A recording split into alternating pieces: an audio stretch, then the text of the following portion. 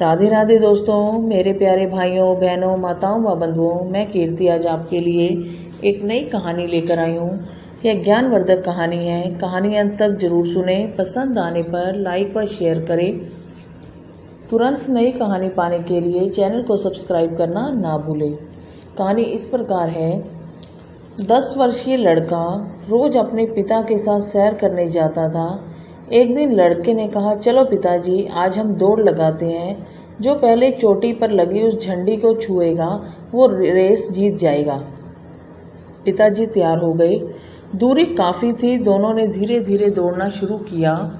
कुछ देर दौड़ने के बाद पिताजी अचानक रुक गए।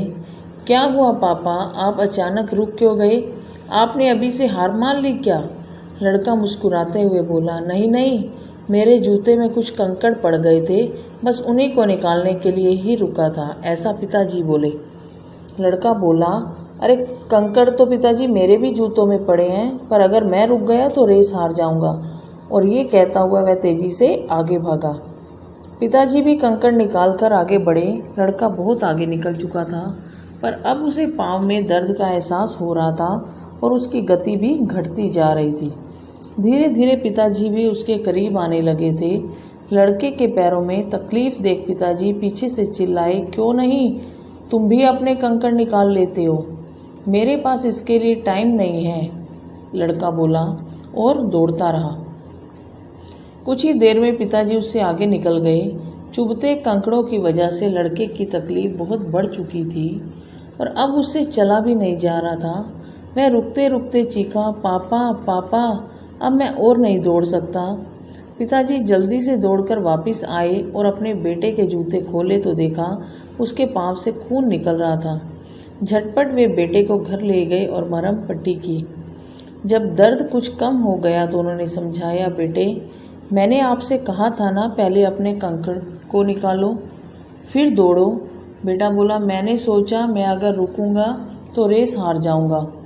ऐसा नहीं है बेटा, अगर हमारी लाइफ में कुछ प्रॉब्लम्स आती हैं, कुछ समस्याएं आती हैं, तो हमें उन्हें टालना नहीं चाहिए। यह नहीं सोचना चाहिए कि हमारे पास अभी समय नहीं है, टाइम नहीं है। वास्तव में वही समस्याएं धीरे धीरे बड़ी हो जाती हैं और हमें जितना नुकसान वह पहुंचा सकती हैं उससे कहीं अधिक नुकसान पहुंचाती हैं। तुम्हें पत्थर निकालने में मुश्किल से 1 मिनट का समय लगता, पर अब उस 1 मिनट के बदले तुम्हें 1 हफ्ते तक दर्द सहना होगा। पिताजी ने अपनी बात पूरी की। दोस्तों, देखा आपने कैसे उस पिता ने अपने पुत्र को जीवन का सार समझाया। हमारा जीवन भी ऐसे कंकड़ों जैसी छोटी छोटी समस्याओं से भरा हुआ है। शुरू में ये सभी समस्याएं हमें छोटी जान पड़ती हैं, तब हम उनका समाधान खोजने से बचते हैं। धीरे धीरे इनका रूप बड़ा होता जाता है।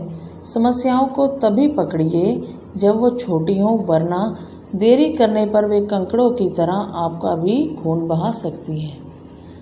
राधे राधे दोस्तों।